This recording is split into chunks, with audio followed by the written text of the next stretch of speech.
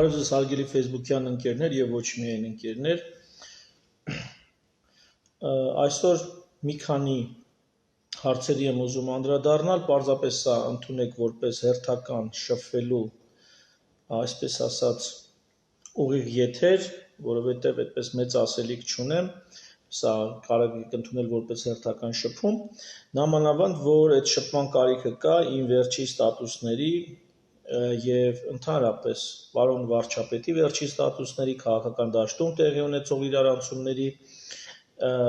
ուրեմն հետ կապված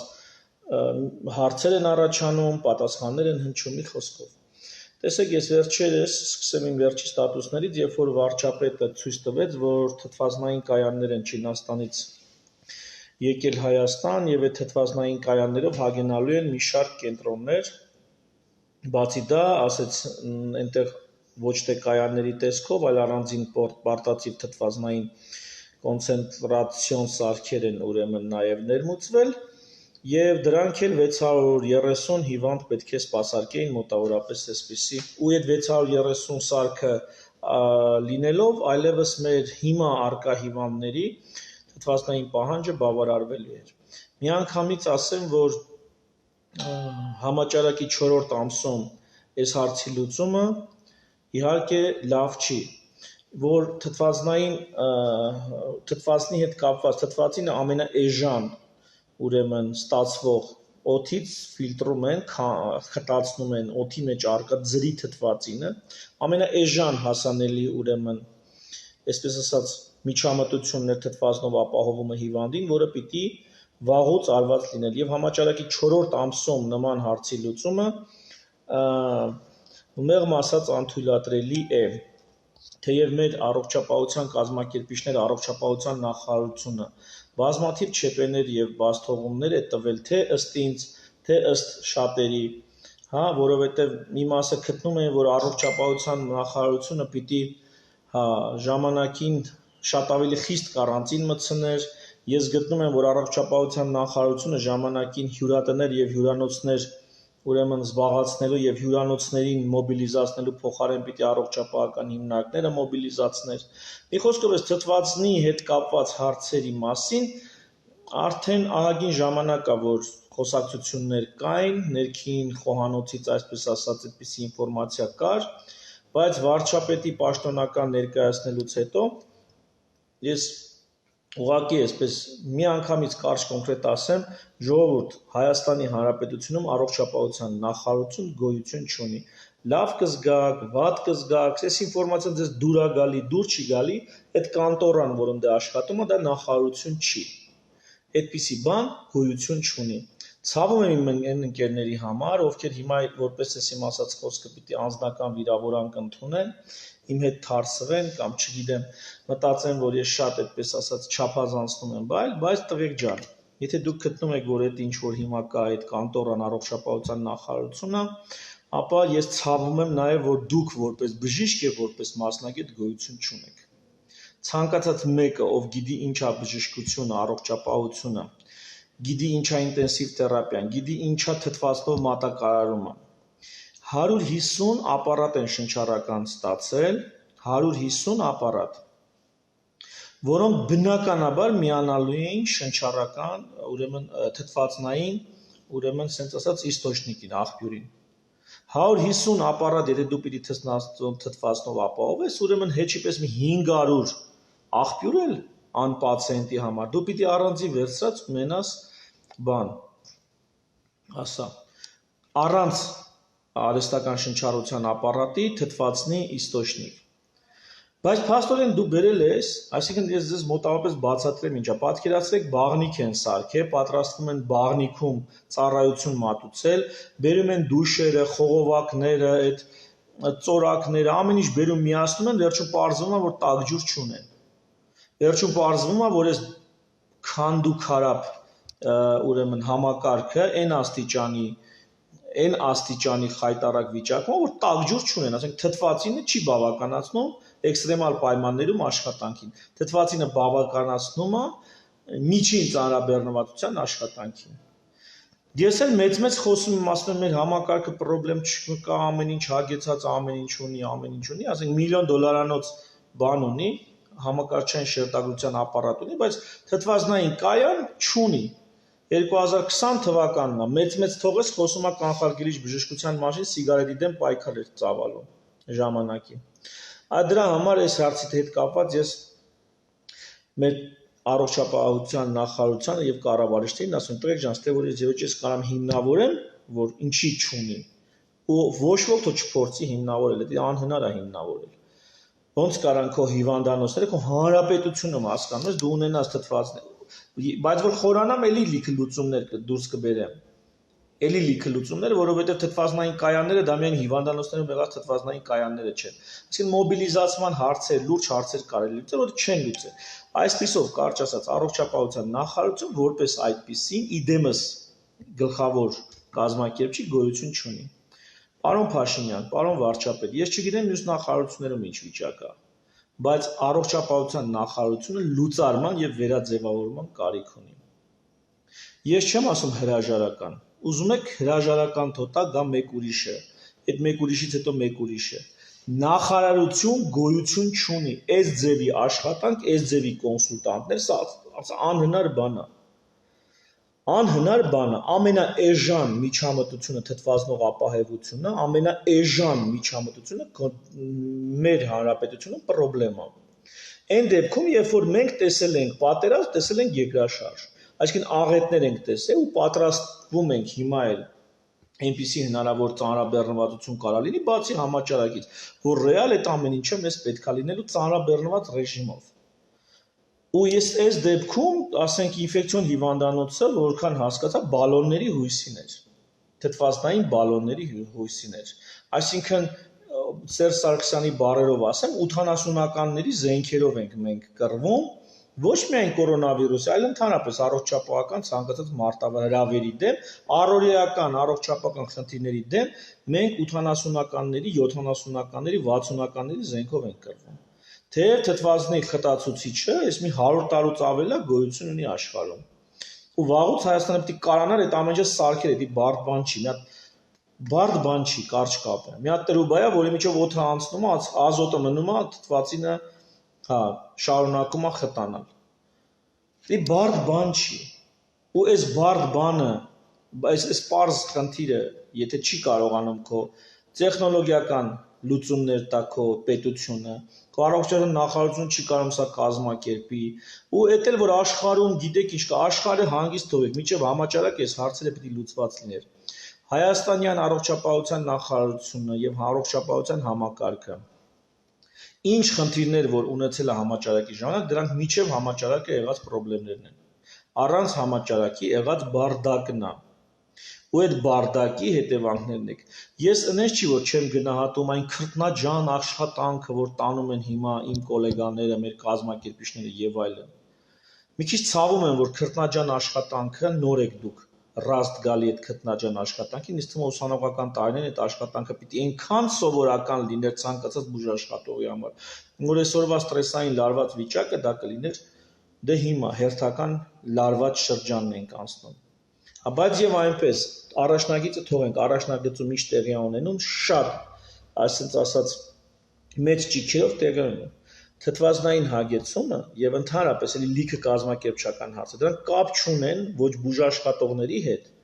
ոչ էլ անգամ բժշկական կենտրոնների հետ։ Առողջապահության նախարարությունը պետք է ժամանակին գնար այս եւ այն հիվանդանոց, ասեր, քանի հոգի կարած դու ինտենսիվ թերապիայում թթվածնով ապահովես։ Մի տարի առաջ այդ հարցերը պետք է բարձրացներ։ Այն ժամանակ, երբ որ մեր առողջապահության նախարարը պատվաստումների թեման էր տրռացնում։ Իդեպ Հայաստանում պատվաստումների նկատմամբ վստահությունը ընկել է։ Ես ու իմ ընտանիքը միանգամից ասեմ, պատվաստվում ենք ըստ ազգային օրացույցի։ Մենք պարտաճանաչ կերպով, ես նորածին եմ եղել, իմ ընտանիքը այդ գործով, այսինքն իր երեխաներին մեր ընտանիքում ծնված եւ մեծացող երեխաներին միշտ պատվաստում են պատշաճ կերպով, ինչպես հարկն է։ Այդպես բան չկա, որ մենք ասենք լավ պատվաստում պետք չի։ Բայց առողջապահության նախարարության չգիտեմ ինչ անձի առողջապահական աշխատանքի շնորհիվ այսօր պատվաստումների նկատմամբ վստահություն անգի հանրապետությունը։ Չեմ ուզում բոլոր խնդիրները բարձրացնել, որոնք մեր առողջապահության նախարարության աշխատանքի արդյունքում կա, սրանք վերջին 2 տարվա հետ չեն կապված, սրանք վերջի 12-22 տարվա հետ են կապված։ Բայց բոլոր դեպքերում հեղափոխական իշխանությունները պիտի որ հեղափոխական լուծումներ առաջ քաշեին եւ ոչ թե կոնսերվատիվ լուծումներ Ալթունյանից եւ դրանից առաջ եկած ժամանակներից բերված։ Երկու բառով ասեմ ապահովագրական համակարգի հետ կապված։ Հայաստանում ապահովագրական համակարգ գոյություն չունի։ Հայաստանում ընդհանրապես առողջապահությունը ունեց մի վիճակում է, որը սովորական է մեր համար, հասկանեք, որտեղ մենք այդ բարդակում սովորել, ավարտել ենք, մեր աչքին էտի այնքան սովորական է, իմ կուրսեցիների, ընկերների համար, այնքան սովորական է, որ էլ չասած։ Մերոնց համար սովորական է, որոնք գնում են Գերմանիայում ինչ-որ բան են տենում, բայց մեր մոտ այդ ամեն ինչը տենց չի, այլ ուրիշ ձև է։ Էդ էլ է սովորական։ Դու ասում ես նա Գերմանիա է, ես էլ մենք ենք։ Այսինքն որ իրանք ինչ որ ոչ այնքան բարեկեցիկ եւ բարվոք, որ ոչ այնքան պատշաճ առողջապահական վիճակում են, դա սովորական է դառել։ Վաղուց սովորական է։ Ինձ համար դա սովորական չի։ Ես դրա հետ չեմ հաշտվում, չեմ էլ հաշտվելու։ Ես միշտ մտածում եմ, որ մի բան մենք պիտի փոխենք, ու ինչքան արագ այնքան լավ։ Հիմա ես եկեք երկու բառով ապահովագրության մասին ասեմ, որտեղ այս ամեն ինչի մեջ եմ մտնում։ Տեսեք, Հայաստանում ապահովագրում են, թե պետությունն է փորձում սոցփաթեթներով ինչ որ աջակցի, թե ապահովագրական ընկերությունները։ Ինչի եմ ասում, որտեղ Ալթունյանի ժամանակներից է գալիս։ Ում նրանց ովքեր աշխատում են, վաստակում են, ստանում են աշխատավարձ եւ հիմնարկներից կամ այդ աշխատավարձներից մի մասը դնում են ապահովագրական ֆոնդեր եւ ապահովագրում են մարդկանց։ Այսինքն, ովքեր են հիվանդանում իրականում, առողջ երիտասարդ աշխատող մարդիկ, ոչ, հիվանդանում են ծերունիները, թոշակառուները, նրանք ովքեր չեն աշխատում, վաղուց աշխատավարձ չեն ստանում։ Այսինքն, առողջապահական համակարգը փորձում է իբր թե կայանա, զարգանա եւ այլն,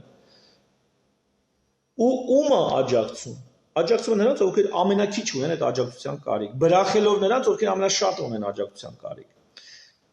Հիմա վերադառնանք համաճարակին։ Համաճարակը եկավ եւ ցույց տվեց, որ իրականում որտեղ է մեր խնդիրները։ Համաճարակը եկավ ցույց տվեց, որ ծերունիները, տարեցները, քրոնիկական հիվանդները, այն բոլոր մարդիկ, ովքեր ապահովագրությունից չեն օգտվում, ապահովագրական բժշկություն իրանց համար չկա։ Եթե իրանք ունեն մի հիվանդություն, որը գրված են, ապա իրանք պայմանագրում դա գրած է որպես բացառություն, այսինքն, եթե գիտես ինչ կա, դու հիվանդացար նույնիսկ, այդ բացառությունը այդ հիվանդությանդ համար ոչ մի ֆինանս չի տրամադրվի։ Այսինքն համակարգը ծերից ծեր գտնվում է բարձի թողի խալխու քանդու քարապ վիճակում։ Ու սրա համար կարծում եմ առողջապահության նախարարությունը պատասխանատու է։ Մի նեղացեք, արա պատասխանատու է, ես չեմ պատասխանատու, իրանք են պատասխանատու։ Իրանք այդ հարցը պետք է լուծեն։ Հիմա խոսում է նախարարը հրաժարական տա կամ նախարարին հեռացնեն ուրիշ նախարար բերեն։ Այդտենց խոսակցություններ էլ կա։ Բայց ում բերեն։ Բերեն ինչ անի։ Ինչ անի, ինչ կոնցեպցիայով անի, ինչ խելքով անի, ինչ հեռանկարով, ինչ տեսլականով անի։ Հասկանում եք, չեք պատկերացնում ինչ աստիճանի։ Ասենք նայում ես ժողովրդին, նայում ես մարդկանց, նայում ես, ասես այս ժողովուրդը պատրաստ է լավ առողջապահության։ Ուզում է, հա, բարեմաղթանքի ձևով իրանք մաղթում են առողջ լինենք, բայց ռեալ ուղեղով, գլխով, պատրաստակամությամբ այս մարդիկ թողենք հələ հասարակ մարդկանց, նրանք ովքեր բժշկական պրոֆեսիայի մեջ են, այս մարդիկ պատրաստ են դրա, այս մարդիկ ուզում են դա։ Քանի բժիշկ գիտեք, որոնք կառուցողական այս օրերին առաջարկներ են անում, ներհանդես են գալի եւ այլ եւ այլն։ Անդից կողից մի երկու հոգի կարող ասեն, բա դու ինչով ես օգնել, յանի դու, չգիտեմ, բանը, հարսանեկան արարողությունների սերվիզում ես աշխատում, հիմա պիտի գնաս օգնես առողջապահական համակարգին։ Քանի հոգի կան, որ առողջապահական համակարգի ներսից, թեկուզ ջոչեր, թեկուզ գեներալներ, թեկուզ պրոֆեսորներ, քանի հոգի են վեր կացել ու չորով դրել, որ սենց չի, սենց պետք է լինի։ Կոնցեպցիան ամբողջ, հասկանում եք, ոչ թե նախարարը լավը չի պիտի հանել, բերել մեր մարդուն։ Բոլորի ուշնու միտքը դա, հանենք սրան, բերենք մեր մարդուն։ Բայց իրանց մարդը ինչի է ունակ։ Ինչ գիտի, ինչ է կարում, դա ոչ ոքի հետաքրքիր չի։ Կարևոր է իրանց մարդը լինի, իրանց շահերին ծառայի։ Ու ոնց ես հասկանում եմ, 99% առողջապահական համակարգի համար սրտացավ մարդկանց սենց են մտածում։ Իրանց համար լավը լինի։ պետության համար, ժողովրդի համար, այդ ամբողջ համակարգի համար իրանց տնգլին չի։ Իրանց համար լավ է լինի, իրանց մարդը լինի ղեկավար, իրանց մարդը լինի պաշտոնի, իրանց մարդը էս իշտեղը աշխատի։ Ուշնն ու միտքը դա է։ Ու սա ցավոտ է, հասկանում ես, այդ ձև հարց չի լուծվելու, այս ձև մենք չենք կարողանալու ունենանք լավ առողջապահական համակարգ։ Համաճարակը կայունացման փուլում է, այսօրվա մահերը, այսօր 3 առաջի օրը իդեպ մահերը համեմատած վերջի 7 օրվա աճել են։ Հա, կարող է թվերով այդպես դուք չնկատեք, բայց դա աճ է գրանցել, բայց եկեք նաև հաշվի առնենք, որ սա սրանից 7, 14, 21 օր առաջ ընդունված հիվանդներն, այսինքն այսօր տեղի ունեցող մահերը, գրանցվող մահերը, դրանք 1, 2, 3 շաբաթ առաջ ընդունված դեպքերն են։ Այսինքն համաճարակը մահերի տեմպով դեռևս աճ է գրանցում, բայց ընդհանուր տենդենց կա, ուրեմն կայունանալու եւ մարելու, այսինքն ոչ թե մարելու, այլ թուլանալու։ Ընդհանուր այդպիսի տենդենց կա։ Հա։ Չեմ ուզում առանձին հիմա մեխանիզմների մասին խոսամ, դրա մասին բազմաթիվ անգամ խոսացել ենք, դրեք 5 վիդեոներս նայեք։ Եթե հետաքրքիր է, բայց եկեք այսօրվա օրը հասկանանք ինչ ենք անում։ Ժողովուրդ, Հայաստանում առողջապահական համակարգ փաստորեն, ասեն, եթե թթվածինը խնդիր է, եթե թթվածնի հարցը նոր պիտի լուծվի, դա դեռ բարդ ու տեխնոլոգիական բան չի, դա թթվածին ընդամենը։ Օդի մեջ լիքն է, ձրի։ Ու այդ հարցը նոր պետք է լուծի։ Եթե ամբողջ մի ուրիշ բանով ամբողջ ժողովրդին մցրել են դիմակի տակ, չունեն ապացուցված բազա, որ դիմակը արդյունավետ է։ Նավսյակի մտել են դիմակի տակ, նավսյակի հասկանում եք։ Ես մի ընկեր ունեմ բժիշկ, ասում էր նավսյակի կարելի է զրահաբաճկոնով ման գալ։ Եթե դա ապահովության համար, որ ասում ենք ապահովության համար օրինակ հակասնկային չխմի հիվանդը, ասում է դա ապահովության համար թող զրահաբաճկոնով ման գա։ Այսինքն ապահովության համար, ու ամեն ինչ չի որ պիտի անես ապահովության համար։ Այդպես տոտալ ամբողջ ժողովրդի դիմատի տակ մտցնելուց առաջ դու պիտի հիմքեր ունենաս ձեռքդ, գրագետ հիմքեր։ Ու գիտեք որ նա ժողովուրդը ես չեմ ասում դիմակ մի դրեք։ Ինձ հետաքրքիր չի կդնեք, չեք դնի։ Ես ինքս դնում եմ, որովհետև ասեցի։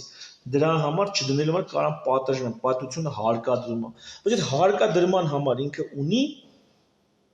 ունի հիմք։ Ու այս ձևով հիմա մյուսը կամաց անցնենք քաղաքական։ Սրա վրայից գալիս է մի ուրիշ հարց։ Այսօր Հայաստանը սուվերենության խնդիր ունի։ Ոնց հասկանում Ռուսաստանի հետ որոշակի հակասություններ կան։ Միգուցե Ռուսաստանի հետ չի, մեկ ուրիշի հետ է, չգիտեմ։ Ու ընդդիմության ներքին, ու այդ ընդդիմությունն էլ այսօր որ ակտիվացել են, բան էլի իրանց շահի համար է։ Բացարձակ նրանք ընդհանրապես հանրային շահ Նիկոլ Փաշինյանի կեսի չափ հանրային շահի գիտակցություն չունեն։ Չունեն, չեն էլ ունենալու։ Երբեք։ Իրանց գեների մեջ չկա այդ բանը, հանած, անջատածա, հանրային շահ։ Թայֆայի շահ, նրանք հանրային շահ հասկանում են սեփական թայֆայի շահը։ Հասկանում եք ինքը որ իր թայֆան տենց գնահատում են, ինքը գիտի ազգասեր է, ինքը գիտի պետություն սիրող է։ Իրականում ինքը իր թայֆան է սիրում։ Ու տենց իմ քայլի մեջ էլ Նիկոլի կողմն է տենց 99%-ը այդ նույն վիճակն է, որտեղ ընդհանրապես ազգի 99%-ը այդ վիճակն է։ Իրանց թայֆան, իրանց մոտիկը, թայֆայի ցենկով չեն կարող տենան։ Չեմ հասկանում ես էդի։ Մեկին քննադատում ես, ինքը իր թայֆին ես քննադատում, ինքը չի նայում դու առողջ քննադատությունը, ասածից մեջ ճիշտ կա թե չկա։ Ինքը պրոստը սկսում է քրֆել, որտեղ դու իր թայֆին բան ասիր։ Հակառակը, իր սապերնիկին ես, իր մրցակցին ես քննադատում։ Ինքը էլի չի նայում այդ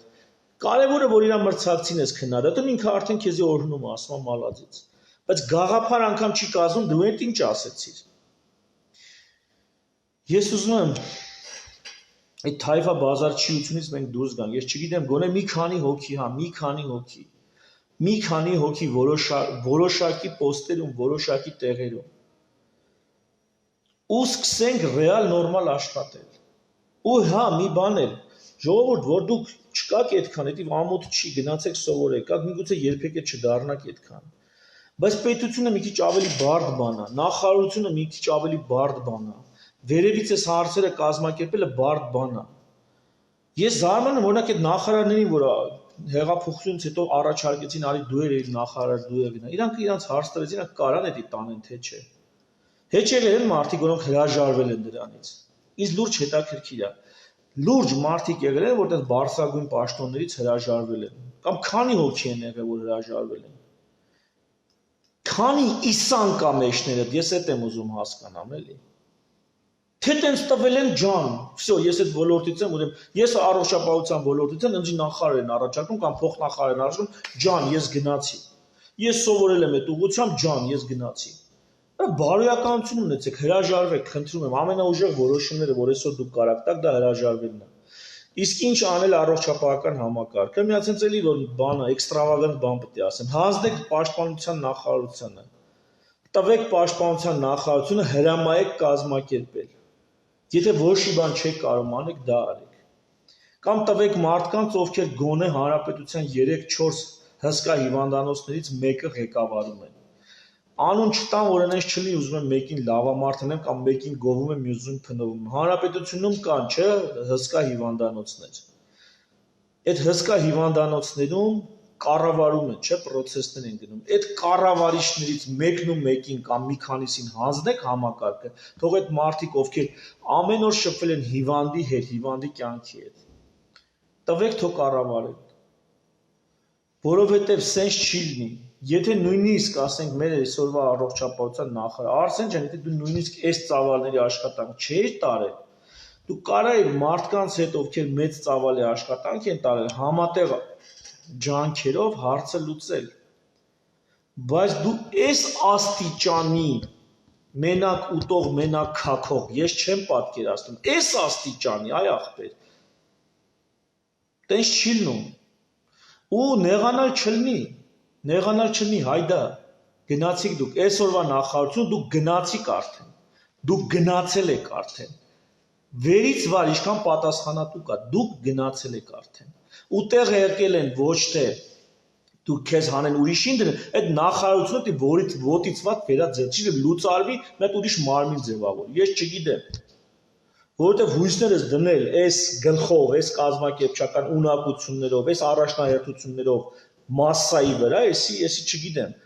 Սրանք իրաց ստուգողականը չէ, մեծ շարադրություն տաս չեն կարող գրեն, ասենք շարադրություն գրի, հələ թող ամեն մեկը մեծ շարադրություն գրի, ինչ առողջապահության շարադրություն գրեք, դուք ինչպես եք պատկերացնում հայաստանյան առողջապահական համակարգը։ Պրոստը շարադրություն, թող ամեն մեկը, նախարարը, փոխնախարարները ու բոլոր տեխնատուները, թող մի հատ այնպես շարադրություն գրեն։ Վերնագիրը հետևյալն է։ Ու թող գրեն, ասենք 12 էջի սահմանում, կամ չգիտեմ, 6 էջի սահմանում։ Թող գրեն ինչպես են իրանք շարադրություն, ես չեմ ասում ծրագիր ներկայացնեն, հայեցակարգ ներկայացնեն։ Մի հատ շարադրություն գրեք, տենանք դուք ինչ եք հասկանում, ու չբերեք ամերիկյան, ֆրանսիական, գերմանական, ես գնացել եմ Գերմանիա, սա եմ տեսել, հա, տիպը նոր հեծանիվ պետք չի հորինել։ Էն էլ ո՞նց է պետք նոր հեծանիվ հորինել։ Ցանկած հայկական լեռնաշխարհում վերցեք սարերը մի հատ գնացեք, տեսեք քանի հեծանիվով կարաք դուք այդ սարերը վերուվանանեք, չեք կարա։ Քանի ավտոյով կարաք, չեք կարա, անգամ տեղեր կան, որոնք կվադրոցիկլ չի գնում։ Ուրեմն պետք է Հայաստանի, հենց հատուկ Հայաստանի համար, հայաստանյան իրականության համար նոր ծրագիր։ Ու դա գիտեք ոնց է։ Ծրագիրն էլ սենց է, ոչ թե ինչպիսին ես լավ ծրագիր եմ ներկայացնում, այլ դուք ցույց տաս, թե եղած բարդակը ոնց է բարդակը ձևափոխում իր բոլոր խնդիրներով, ոնց է ձև հայկը չի սիրում, օրինապաշտ չի, հայկին ոնց ես դու այդ անօրենությանից դարձնում օրինական, դու դա ցույց տաս, օրենք հանելով չի դա, դու կոնկրետ պիտի ցույց տաս, մի հատ հələ շարադրություն գրեք ամեն մեկը, տենանք դուք ինչի եք, ձեր ֆանտազիաներում ինչի եք ունակ, լուրջ էլի, գրեք մի հատ այդ շարադրություն ու հետո ձեզ այդ հարցեր կտանք այդ ձեր գրած շարադրության հետ կապված, տենանք դուք ինչի եք ունակ, ձեր պատկերացումներում ինչ կա вообще, չգիտեմ, ես լսել եմ որ թթվածին չկա, չի չա, բայց որ պաշտոնական մակարդակով պիտի խոսի, ես ասում եմ երևի տենց պաշտոնական մակարդակով պիտի խոստովանեն ու ասեն որ հիմա այդ հարցը լուծում ենք 4 ամիս անց է ու ոչ մի արդարացում չկա որ գիտեք մենք պատվերը տվել ենք 4 ամիս առաջ նորա տեղացնում, դա ձեր խնդիրն է արդեն, ձեր խնդիրն է, ինչի 14 ամիս առաջ պատվերը չեք տվել, ինչի դուք չեք հետևել ընդհանրապես ինֆեկցիոն անվտանգությունը ոնց է ձեր երկրում, Սիրտանոթային հիվանդությունների, դիաբետի հետ կապված ինչ վիճակ է, քաղցկեղի հետ կապված ինչ վիճակ է, այն ժամանակ որ նստել էիր, գարդասիլ էիր տրռցնում։ Գարդասիլն է քո առողջապահական խնդիր, արա։ Կներեք էլի, բա թթվածնի, թթված ձրի է, ձրի։ Բարդ սարքավորում էլ չի թթվածնի այդ կոնցենտրատորը, բարդ սարքավորում չի։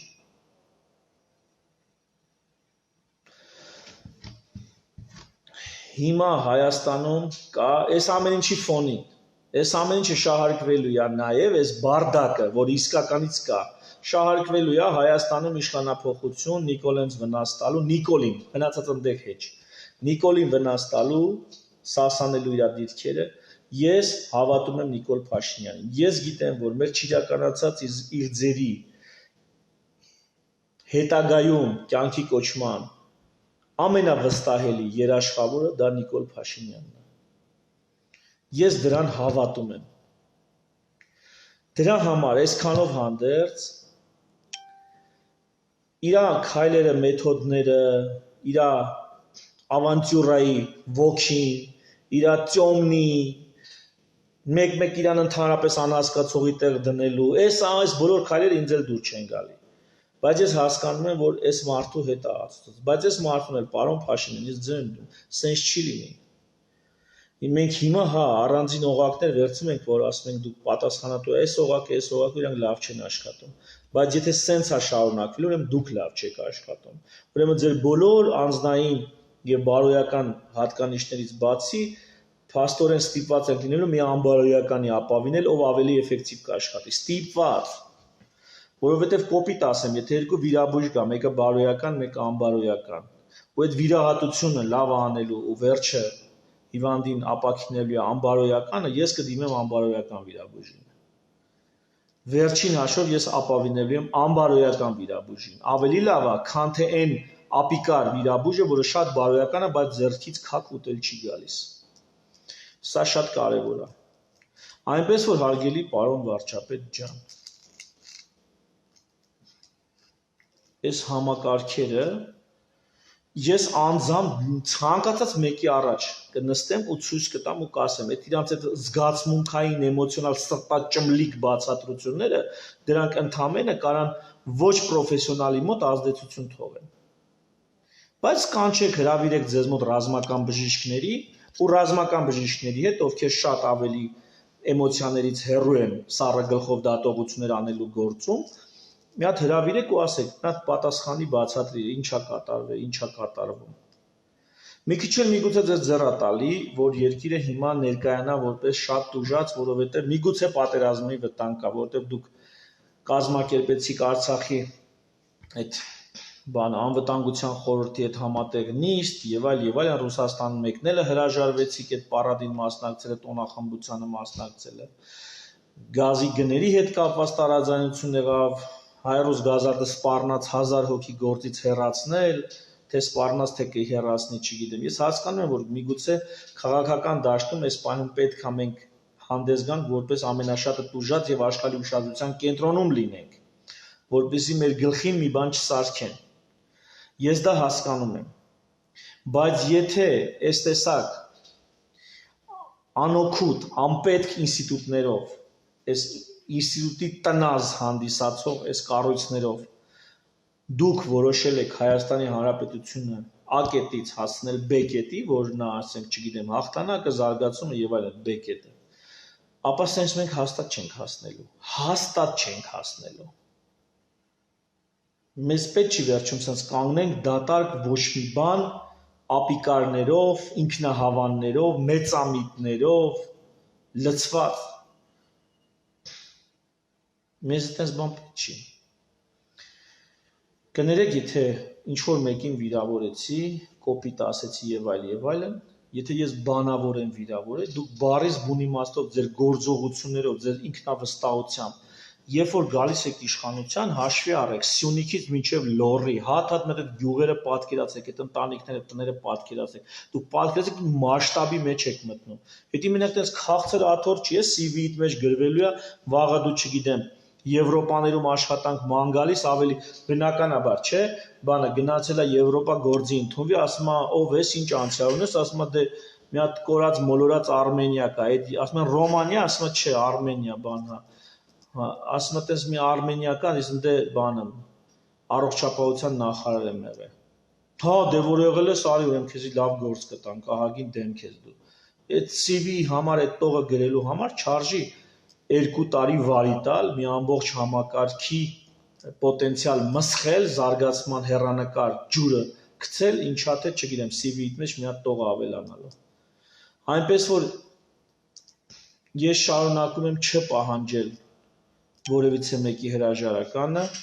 բայց ես մեծագույն հաճույքով կլսեի, որ առողջապահության նախարարությունը լուծարվել է։ Շնորհակալություն ուշադրության համար, ցտեսություն։